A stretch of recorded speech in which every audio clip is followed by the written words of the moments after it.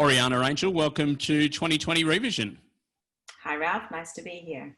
Now, you're the Director of In the Media PR. Can you take me through your 2020, please? We sort of launched into 2020 really quickly. We sort of started the year with a lot of goals and how we planned and what we wanted the year to look like. Come March, we could see that wasn't going the way we had thought it was going. And I guess so we're a PR agency, and PR falls in the bracket of marketing. And come COVID time, there was the moment of everything's shutting down, the country's shutting down in March. And we thought, we tended to, prepare for the worst really quickly. We sort of our clients, you could see they were all panicking and looking at sort of talking about taking breaks or seeing how they could keep us on and, not sure how they could manage. We went into damage control, but, really quickly that changed. We dropped our fees, kept our clients on, but it all changed quickly when we decided that we weren't going to be a business that sat back and let the situation take us. We decided, we're not going, as we went into lockdown, we're going to keep working. Our company works remotely anyway. Our whole team, we're all ex-journalists. So everyone was we were all set up for remote work. So that was easy. And,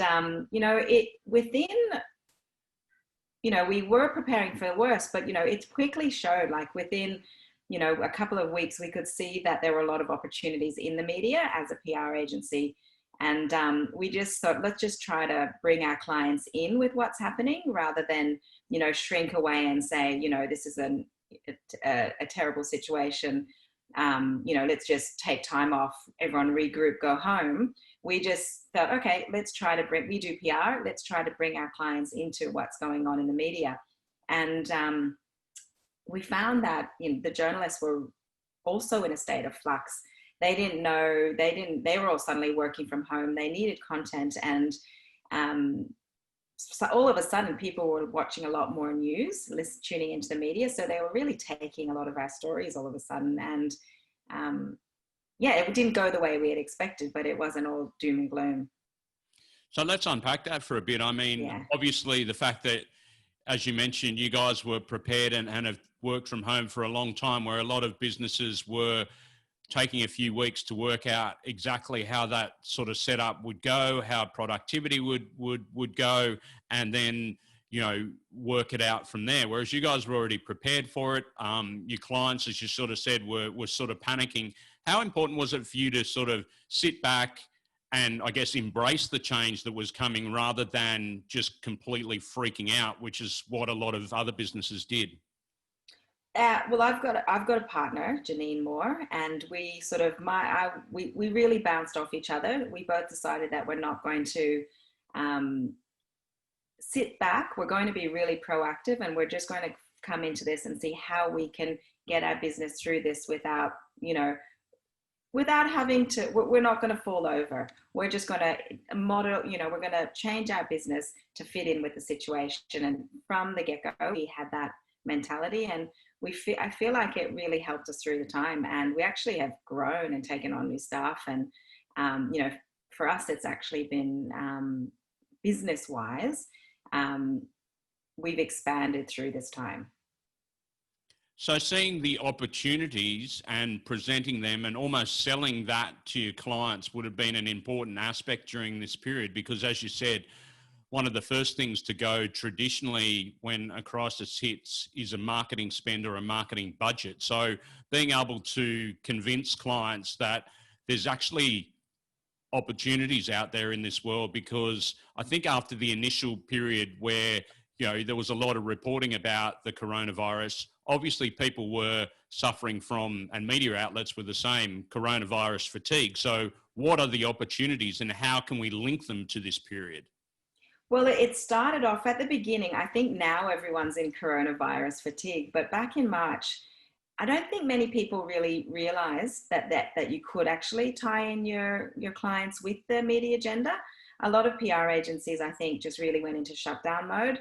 And whereas at that time, their journalists were really scrambling for content. They were they were also, reporting, basically overnight, from reporting on everything that's happening in the news to literally focusing on one topic and one topic alone.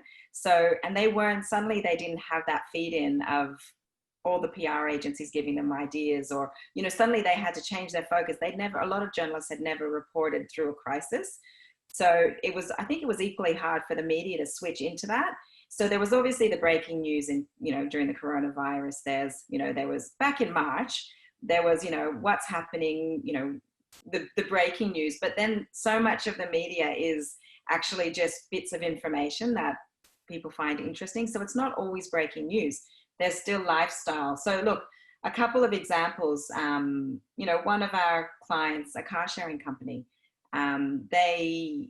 they thought, okay, people aren't going to want to share their car anymore because it's, it's community transmission. You're touching something that someone else is touching. Who's going to want to do that? But actually, it really grew. Their memberships grew during coronavirus, and we helped. We were promoting the fact that people were jumping on car sharing to avoid community transmission, so they weren't going on buses. Another client was a real estate agency. So, while their business took real estate, so take real estate, for example, it basically overnight that the industry changed. They had to suddenly switch to remote selling. So, there was businesses scrambling to get their messaging out. So suddenly, all of a sudden, your whole business model changes from doing open homes. All of a sudden, everything's done remotely. So they were desperate to get their messaging out, and we really were able to help them do that. So we were getting this real estate agent, a national real estate agency client, when it switched to remote selling, they were on the Project, Herald, they were all over. They were on pretty much every news channel, all over. So, journalists were trying to coverage. Everything was happening so quickly in those early days. So with that in mind, I mean, obviously, how important was it that the clients that you had trusted the fact that you could deliver to them in a period where other businesses were struggling to deliver to their clients? So obviously that's the linchpin of a PR agency in any case, because they're taking, I guess, a bit of a gamble in the fact that you will be able to promote their business in certain circumstances. They're not exactly prepared for a global pandemic. Yeah. Look, it was crisis communication in a lot of ways, and we were nervous. We were still nervous that clients were going to drop off, but we just sort of went with it. And I think each time the clients could see the return on investment, and word of mouth actually grew, and each one was recommending. We ended up we brought on 2 staff members during the midst of it all to accommodate all the clients that jumped on. So it was all word of mouth and, delivering, seeing the results, tangible results. And that's how we work, really.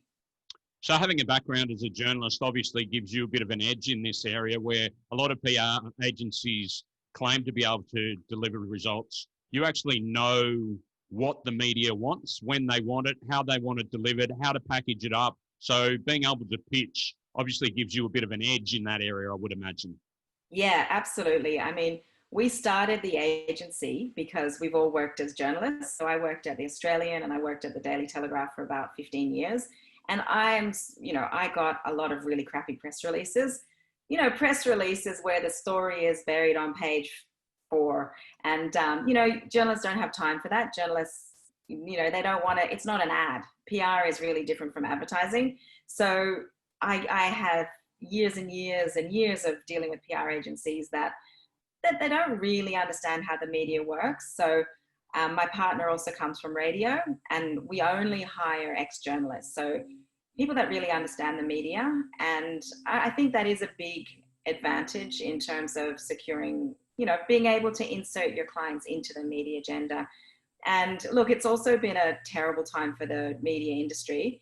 Obviously, there's been a lot of redundancies. A lot of journalists have lost their jobs more than ever before. News organizations are closing down. But on the other hand, for our business and the way we fit in, we saw, we were able to realize that, there are journalists that are on the ground that, they've lost 20% of their workforce. Those journalists have to still produce the same amount of, they still need to produce the daily news, they still need to produce the newspapers, there's 24-hour, 24/7 appetite for online media. So they're really slammed. So we were really just finding that we were helping them. Our team, sometimes we were writing stories, we were finding case studies for them, we're finding statistics, we're really delivering the whole story to them on a package, on a plate. So when they, when they're slammed with 15 stories and deciding which one to cover, the one that's, got a nice, it's all delivered on a plate and it's a good story and written well, they're more likely to take that. So we've got really good relationships with the journalists themselves.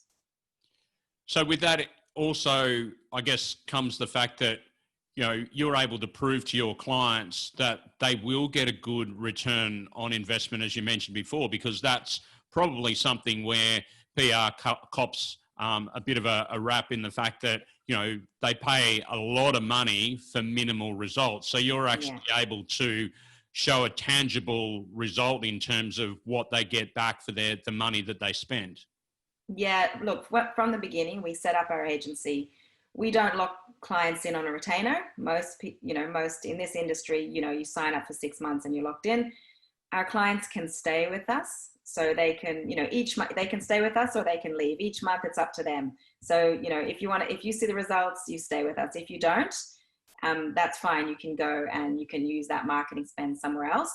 And, that was a risk because that's, when, clients can just drop off from one day to the next. And that was our concern at the beginning. But at the same time, we're all about, we're results focused. We don't want to take our clients' money and at the end of the month have them not pleased with the results. We aim to, to surpass those expectations and we deliver. And I guess that's why during this time of uncertainty and change, the word has spread, and we've just had a lot of clients come on that they want something different. No business has extra money to spend at the moment. It's been a terrible time for many businesses, and people are looking at doing things differently, I think, now. So, I mean, is there an element, again, as I mentioned before, of trust, the fact that you will deliver, that you have got these people that work for you that do have the background that you have in terms of being able to reach out to contact? So it must be pleasing in many respects to sort of prove that time and time again, the fact that you can keep going back to your contacts or develop new contacts or, create things for your clients and have them come back to you and say, yeah, that was a really positive experience, as opposed to going to a PR agency and walking away from it and having a really bitter feeling because they've trusted someone who hasn't been able to deliver. Yeah, look, some clients, they'll just look at us and go, I've worked with PR before. It's been a disaster. I paid $10,000 for the month, or I've spent $60,000 over nearly a year or 6 months, whatever that is, and I've gotten one small story on the back of page 10, in the newspaper, or they got one little mention in an online site, and that's what they spent the money. So we are going against some thoughts that people have had in their mind with PR. So we really like to differentiate ourselves from traditional PR. And look, at the end of the day, we all love what we do, and we're in it just as much for the passion. And we don't take on every client. We like to, these clients that we take on do end up having stories that tend to go viral, and we like to spread the stories. We're not advertising, we're not promoting products. We work with mental health, we work in the fields of health, the sharing economy, real estate. We like to work in areas that are, that have a story. It's easier to sell a story. And, remember, journalists find it hard to get in touch with people. So, if it's so hard for a journalist to get in touch with a doctor, we actually had a medical clinic come on during this, during 2020. And, they had so many opportunities to share really important advice with their target audience. And journalists were happy because it's really hard to get doctors on the phone. They're busy, they're in meetings, they're seeing clients, patients. Yeah. So you mentioned advertising a few times, and the fact that PR if done right, is actually better value. Because if you think about years gone by, people might spend $50,000 on a one-page ad in the Sydney Morning Herald, and it's sort of Yeah. like throwing out a massive sort of net and hoping to catch a few fish. Whereas you've selected journalists that you know and trust. You can sort of target the niche areas that the clients are based in, and then deliver on that, and have a more focused approach to what you do, rather than, you know, the old spray and pray approach, which advertising can be on television, radio, and newspapers and online. Yeah, look, absolutely. I don't think many businesses, unless you're a big business, it's hard to, it's not really the realm of small business advertising or medium business. I mean, we've worked with clients who have spent $100,000 a month on advertising. And as when we've come on, they've sort of reshifted that and basically, you know, dumped the advertising. Look, it's the results from PR are much more authentic, because you're getting a story, you're getting editorial in the media, and it's a real story. It's not just someone trying to shove down a product or a service down your throat as an ad. I mean, who listens to the ads really, unless it's done? I mean, I don't want to bag the advertising industry. It's an industry in itself, but we're very different from the advertising industry. And in terms of the results, so, you know, we always hear from clients, you know, some clients have said, you know, I've spent 5,000 for 3 months, and in that advertising, I've sold, one of our clients sells an $11.95 product, and they might have sold one product from that 3 months of advertising. Whereas if you get a story, you know, a genuine story in the media, which has a news sense, which tells the story of why you started the business, what's the product really about, and following one story, they might have sold. It's actually an example. I can't really say the product, but they sold $9,000 following one radio interview. It's pretty impressive. Yeah. So when people are sort of looking at that and then analysing where they should spend their money, I mean, it seems like a bit of a no-brainer in many respects. The fact that you're identifying any business that comes to you and being able to find a story within any business, and that is the true art of PR. Yeah. Oh, it's fun. It's a challenge, you know. Every business has a story, and it's just, you know, to find that story and uncover it. And you know, that's what I love as an ex-journalist. I love hearing people's stories and telling those stories. And I don't really feel like it's any different from working as a journalist. We've moved into the business side of things now. And, you know, over the years, I've moved from being a journalist to now managing staff and managing a team and liaising with clients. But we really enjoy it. And it's a good transition. And I think for an industry, as a journalist, it's an industry that's really changed. A lot of journalists are moving into other roles. There are a lot of journalists that are moving into PR or media advising. And I think the whole industry is in a real transition. But interestingly as well, I think that the studies show that media consumption actually during 2020 skyrocketed.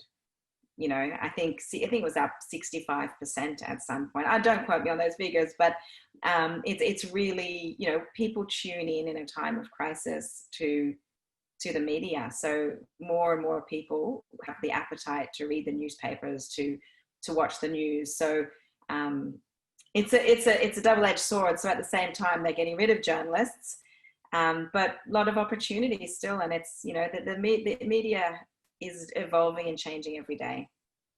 So if we just latch onto that word opportunity again there for a moment, and perhaps look at what the learnings were from 2020, I'd imagine seeing opportunities and going for them would be one of them. Yeah, I think it was a big opportunity to redefine your business. I know so many businesses across the country and across the world have redefined their business, and they're, you know, I don't know if there's any going back to the old normal. I mean, overnight,